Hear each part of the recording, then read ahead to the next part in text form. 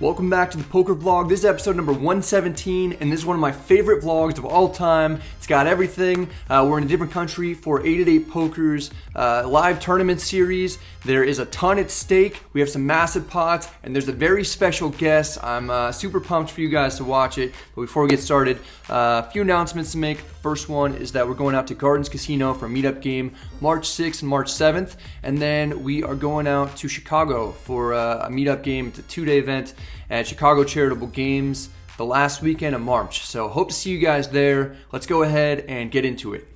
It's time for Spain round 2. We're back at the Casino Gran Via. This time we're firing in 8-at-8 Poker's main event. People from all over the world are here to get that first place prize of 150,000 euros.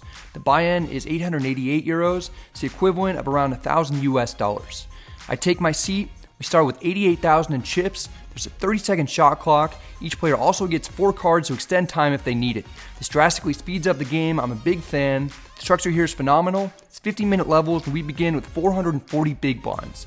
The action's back to going clockwise, whereas in cash games at this location, which is what I played in the previous session, it goes counterclockwise. I have to get used to it being normal again. I'm not concerned about that though, the main reason being that I've got aces on the button. Under the gun opens to 600. Under the gun plus 2 calls. They're about to get some bad news. I 3-bet to 2,000 with the world's best hand from the world's best position. The under the gun player loves pain and makes the call. Under the gun plus 2 likes pain less. He folds, smart play.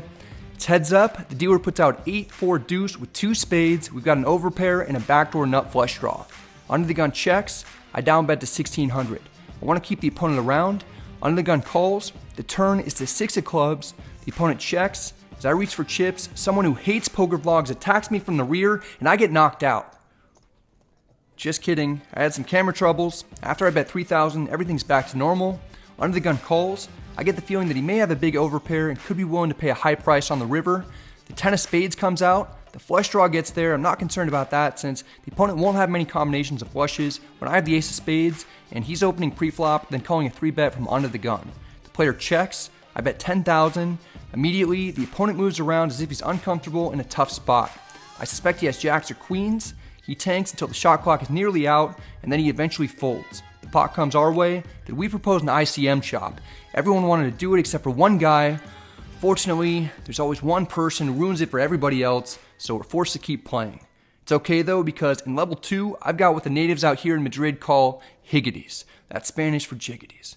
We're in the small blind. The cutoff opens at 600. The button calls. I don't feel like playing this one out of position in a multi-way pot. I 3-bet to 3,000. The cutoff folds. The button is sticking around. He makes the call. We're heads up. The flop comes king, queen, 7, all spades. We have a pair and the second nut flush draw. I down bet to 2,400. The button calls. The turn is the queen of diamonds. Not a great card. I check, mostly for pot control. The opponent bets 3,000. Not a large wager. I can't fold yet. I toss in calling chips. The river is the 3 of hearts. I check. The button contemplates firing and ultimately checks back. I turn over Los Higgities and they're good. The opponent lets his cards go. I have no idea what he could have had given the line that he took, calling my 3-bet and flop bet, then firing on the turn. It's very bizarre. Somehow we come away with the victory. Next we have ace queen offsuit under the gun plus 1. I open to 800. Small blind calls. The big blind calls as well. 3 of us see the flop. It's 7-5-4 with 2 hearts. We all check. The turn is the queen of diamonds. We have top pair, top kicker. Checks to me. I bet 1,000. Be interesting if I get check raised since my range is somewhat capped at ace queen. Small blind folds. The big blind calls. You can have a number of holdings including draws and 1 pair hands that are worse than mine. I don't think I'll have anything better than that. The river is another 5. The big blind leads for 2,100. Maybe doing this with the queen. I likely have him beat. I consider raising, then settle with a call. I'm glad that I did because the big blind turns over king 5 of diamonds. He river trips to break my heart. A little later, I'm dealt pocket 10s under the gun. I open to 800. The button calls. The big blind also calls. This is the player that tried to bluff me earlier when I had the jacks. Since that hand, he's made a series of weird plays and tilted off piles of chips. He has by far the smallest stack at the table. We go 3 ways to the flop. It's jack, jack, 6. Looks a little scary, but it's not that likely that I'm going to be up against anything better. The big blind decides to lead out for 2,000. Never folding 10s to this guy. I call, thinking if he has trips, he likely would have slow played it. The button folds. It's heads up. The turn is an 8. The big blind bumps it up and bets 6,000. Again, I'm not going anywhere. I call. The river is an ace. It almost doesn't matter because I pretty much decided I'm going to call this guy down no matter what. The big blind bets 10,000. He's low on chips. He's been playing like a nut. I call to pick him off. It's not what happens this time. The big blind has Jack 8 offsuit for a turned full house. I suppose that I could have gotten away from that one on the river. His image helps him get paid off. Even wild players make big hands sometimes too. That last hand knocks me down, then I get some time to regroup right after. Dinner break, not a lot went right. The last 2 levels,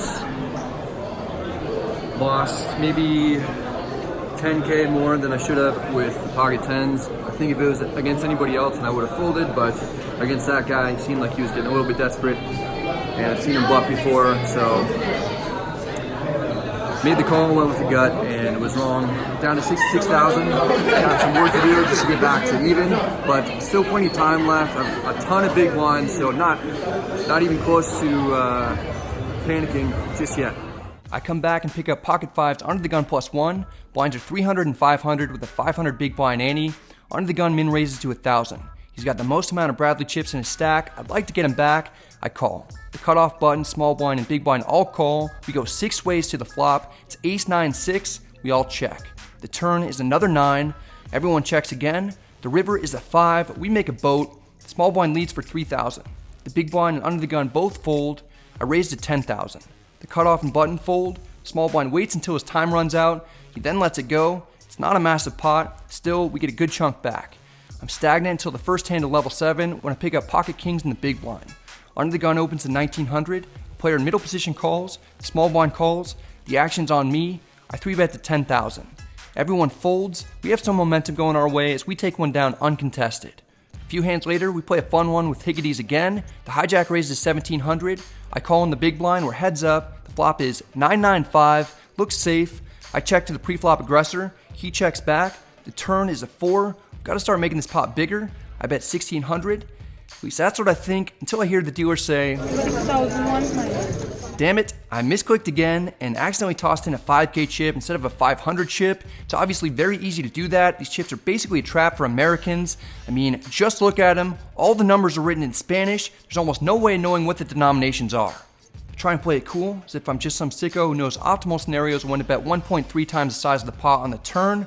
Maybe this is one of them. Something funny happens when the hijack tosses out 2 1K chips to call. I think he's confused and believes I bet 1,600 before I correct him. 6,000. He's forced to call. The misclick may have worked in my favor. Maybe I'm up against the flush draw. The river is the 6 of hearts. I check because this pot is bigger than I intended it to be, and the flush draw is bricked. Maybe the opponent will attempt to bluff if that's what he called the turn with. He fires for 5,000. I call. He has queen 9 of hearts. He flop trips and gets me. It's pretty good. I misclicked. With a hand as strong as he had, I begin wondering whether or not he was just pretending to be confused on the turn. The very next hand, I have king jack of hearts in the small blind. The hijack opens to 1,800. I call. The big blind calls. We go 3 ways to the flop. It's ace 10 9 with 2 clubs. We only have a gutter. Good news that everyone checks, and the turn is the queen of clubs. We drill the 6 cards straight. There is a potential flush possibility, but the hijack didn't bet the flop, so it's very unlikely that he has us beat. I lead for 3,000. The big blind calls. The hijack folds. It's heads up. The river is the 7 of spades. Glad there are no more clubs out there and the board isn't paired. I lead for 8,000. The opponent calls, thinking that he may have me beat. I turn over the straight. It's a winner. Glad to win that one, especially after misclicking in the previous hand. The opponent is aware that I'm videoing and turns over his cards just for the vlog, which is pretty cool. Thanks for showing. Level 8 begins. Things are getting real. Several people at my table have busted. They're not being replaced by easier opponents. You can see the one seat has been filled by 8-8 Poker's team pro, Martin Jacobson. You may remember him from such things as winning the main event for $10 million. You may also recognize him from crushing everything else over the last 12 years. He has over $17 million in live earnings. The dude is a stud. In the very first hand that he's at the table, I pick up king jack of diamonds under the gun. Blinds are 500 to 1,000 with a 1K big blind ante. I open to 2,300. Under the gun +1 calls. Martin Jacobson 3-bets to 8,500 in middle position. Is he just trying to make a statement since he's new to the table? Not really too interested in playing king jack out of position against one of the world's best. The cutoff makes things easier for me and cold 4-bets to 19,000. I get the hell out of there. Here I've got ace king suited in the small blind. The hijack opens at 2,200. The button calls. I 3-bet to 10,000. The hijack folds. The button is my nemesis from the jack 8 hand earlier. He hates folding and makes the call. We're heads up. We really like to win this one. The flop is not the worst. It comes ace 4 rainbow. We have trips and a kicker that's better than Justin Tucker. I want to make the pot bigger but also keep the opponent in, so I down bet to 6,000. The opponent doesn't fall for it. He folds. That's okay. For the first time in a while, we're back up over starting stack. 10-minute break. Going into level 9, I've got about 90K in front of me. So a little bit above starting stack, average is around 120. Martin Jacobson is at the table, so that's pretty fun to play with the main event champion. Getting a lot of big hands, playing okay, some things that I definitely could have done better, but having a good time. Level 9 begins. I get no cards during that stretch. My stack dwindles well into level 10 when I get ace-king suited one more time. Blinds are 800, 1600 with a 1600 big blind ante. Martin opens at 3200 from under the gun +1. The button calls. I'm going to be 3-betting this one. I make it 15,000. I'd love if it folded through. I'm not trying to play out of position in an enormous pot against a wizard. Martin has other ideas. He asks for a count. I only have about 60,000 behind. Wouldn't be too upset if he jammed. Nope. He makes the call, which is the outcome that makes me least comfortable. The button folds. I'm heads up with the main event champion. He has about 1,200 times my career tournament earnings, but that's not going to stop me from beating him in this hand. What is going to stop me is that the flop comes Jack 5 deuce with 2 diamonds and 1 club. It's one of those spots in tournaments that I have absolutely no idea what to do. I have 2 overs and some backdoor draws, so betting seems reasonable. I currently have nothing though, and the pot is already big. With my stack well under average, I check, hoping that I'll be able to see a free card. Martin says, "No way are you seeing a card for free, homie," and he bets 15,000. This is not a fun spot to be in. Does he actually have anything? Is he just picking on me? If I jam, will he be able to call?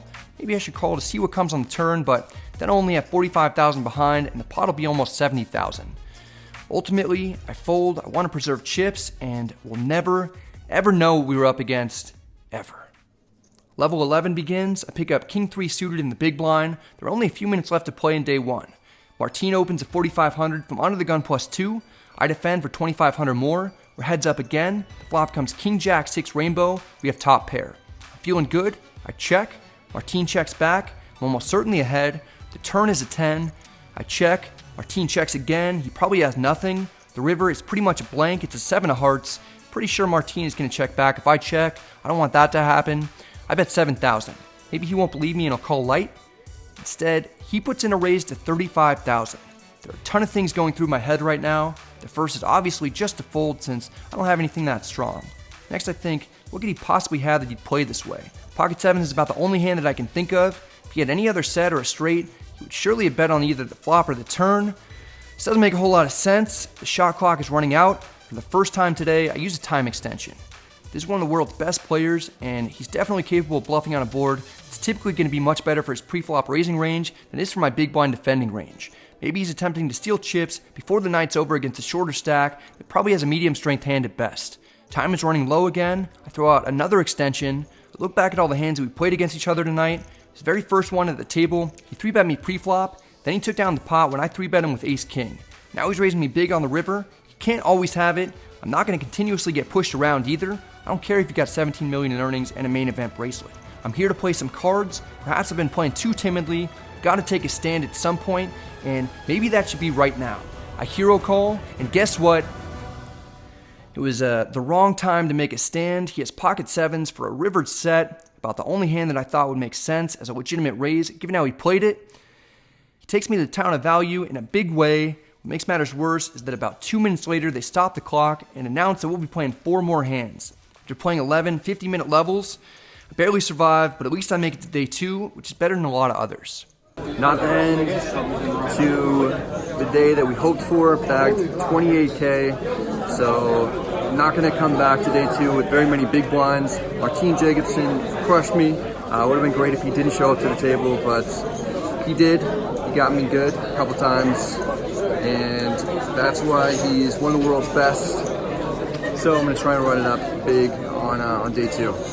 I've got a few days off before main event play resumes, and I take advantage of my time in Spain by going to see Real Madrid versus Atletico Madrid. I watched the game with my brother, and it's one of the coolest sports experiences I've ever had. We have some more vermouths. I get a chance to play a second session of cash, and I win pretty much all the money back that I lost in the previous vlog, a bit more than 400 US. I also get a chance to play in a smaller tournament that I documented on Instagram, pick up a few bounties before getting knocked out. My brother also plays in it. It's his first experience ever playing a live poker tournament at a casino. He has a great time getting it in good and doubling up in a few hands before eventually getting knocked out around halfway through the event. Day 2 rolls around. Before the poker starts up, I do some sightseeing, and a couple of the 8-at-8 poker cameramen follow me around to make a mini documentary that should be coming out on their channel. Day 2 here for the 8-at-8 main event, coming in with 10 or 12 big blinds. Got a camera crew behind me, and it's funny for me to work with them, but mainly just focus on the day.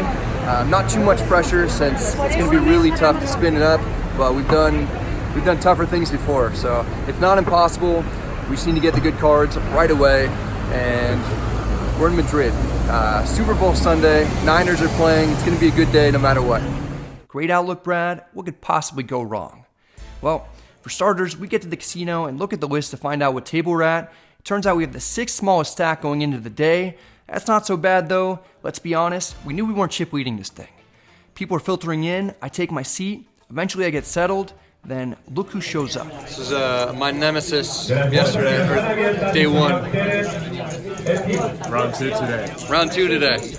I actually really enjoy playing with Martine. He's cool enough to go over some hands from round 1. Martine Jacobson at my table again for day 2. I'm short.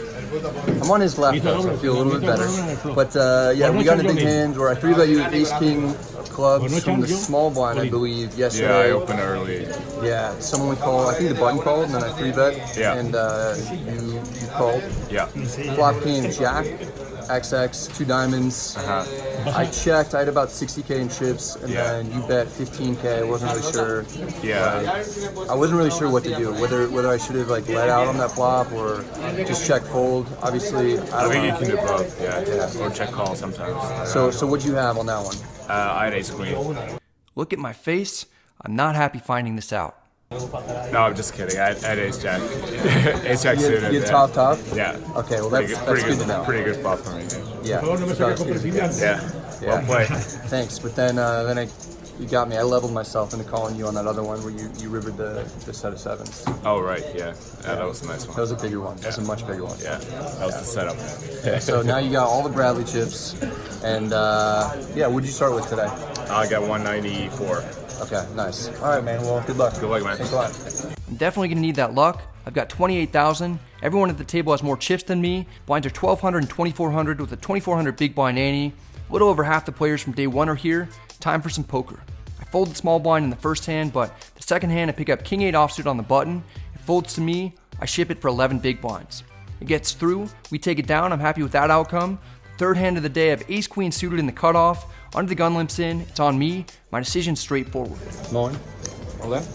Under the gun gets a count. I'm rooting for a call. I need to get a double up. The opponent decides he's willing to gamble for about 2/3 of his stack. He makes the call. I turn over my cards right away. The player's not happy with the situation and is a little slow to turn over his hand. Eventually, he reveals that he has ace 10 offsuit. We're in great shape. He only has 1 live card. It's about the best situation imaginable. Gets even better as the flop comes out queen 9-4 with 2 hearts. Under the gun is going to need runner to beat me. The turn is the 7 of clubs, sealing the man's fate. He's the new short stack at the table. The river is the 6 of spades. It doesn't matter. We get the double up that we desperately need. This is one of the best parts about tournaments, when it's all on the line and the blood is flowing. We've increased the stack to about 30 big blinds after being on life support. Let's keep it going. In this hand, I've got king jack offsuit in the big blind. Under the gun +2 opens at 5,200. Martine calls on the button. Small blind calls. I defend. We're going 4 ways to the flop. Dealer puts out queen 9-7 with 2 clubs. We've got a gutter and 1 over. All of us check. The turn is the 4 of hearts. We all check again. The river is a jack. We make second pair. Everyone checks for a 3rd time. Small blind turns over jack 10. That doesn't beat king jack. I turn over my cards. We've got the winner. Watch out. We're back to starting stack for the tournament and are on a mini roll. Next I have ace 6 of diamonds on the button. I open to 5,300. Small blind calls. The big blind calls. 3 of us are seeing this one. The flop comes queen 10-3 with 2 clubs. Opponents check. Every pot is important, and it's a better board for me as the pre-flop aggressor than it is for the callers and the blinds. I bet 7,000 to steal it. Both players fold. We win and are up to 99,000. It's the high point for us this tournament. Let's get even higher though. I've got Cowboys in middle position. Under the gun opens at 4,800. Under the gun +1 calls. We need to wreck their worlds. I 3-bet to 18,000. People are wary of tangling with me since I've got all the momentum going. Both players fold. That's okay. We accumulate more chips. Today we've taken our stack from 28,000 at the beginning to 114,600 in less than an hour.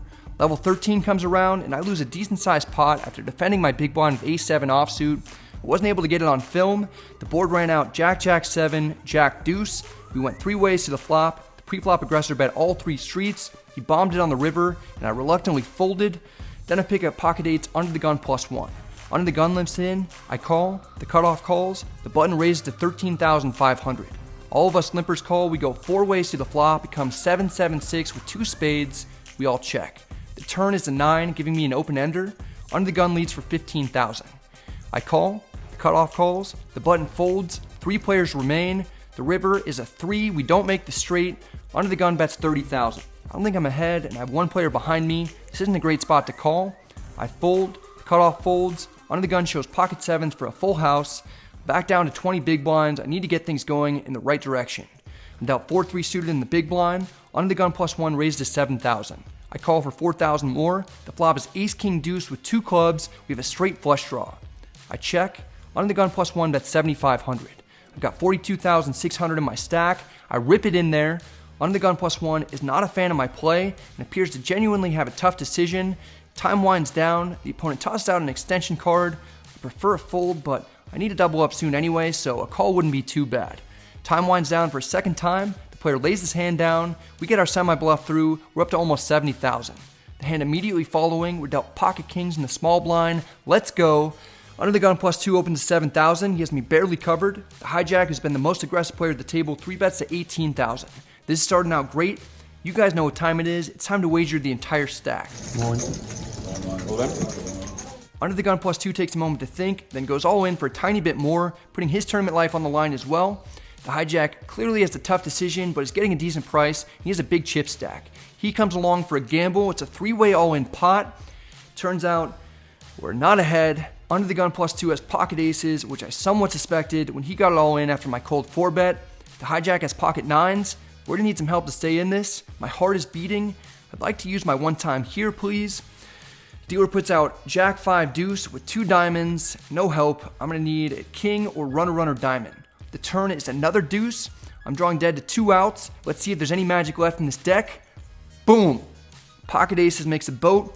We were barely covered, so we're sent home after running it up a bit and giving it our all on day 2. Good plan, guys. I'm out. Busted kings versus aces versus 9s. Nothing I can do there. Big cooler. Just happy that I got to play a little bit today. And that's pretty much it. Niners are in the Super Bowl, so I'm going to watch that with my brother. And I had a good time in this tournament. It was really well structured. I was able to come back with 12 big blinds today and still have a chance. So I'm happy with the way I played. Just not much I could do there at the end. It's not easy finding a place to watch the Super Bowl in Spain. My brother and I somehow managed to come across a little tapas place called TGI Viernes. I believe that's how the locals pronounce it. We're from Northern California, so we're both huge Niners fans. We have a great time cheering our team on. Didn't cash in the main event, but I did get to watch my team win the Super Bowl. At least I think we won. It was a blowout after the 3rd quarter. My brother and I stopped watching, and we left at that point.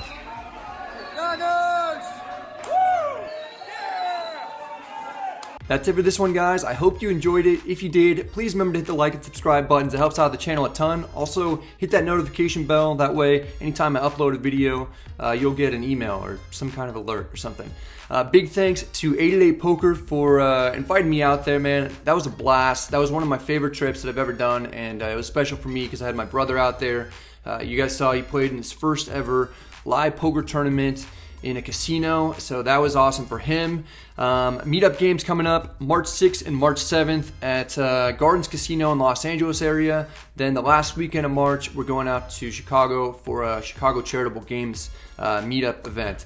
Anyway, hope you're all doing well. Good luck at the tables, and I'll see you next time.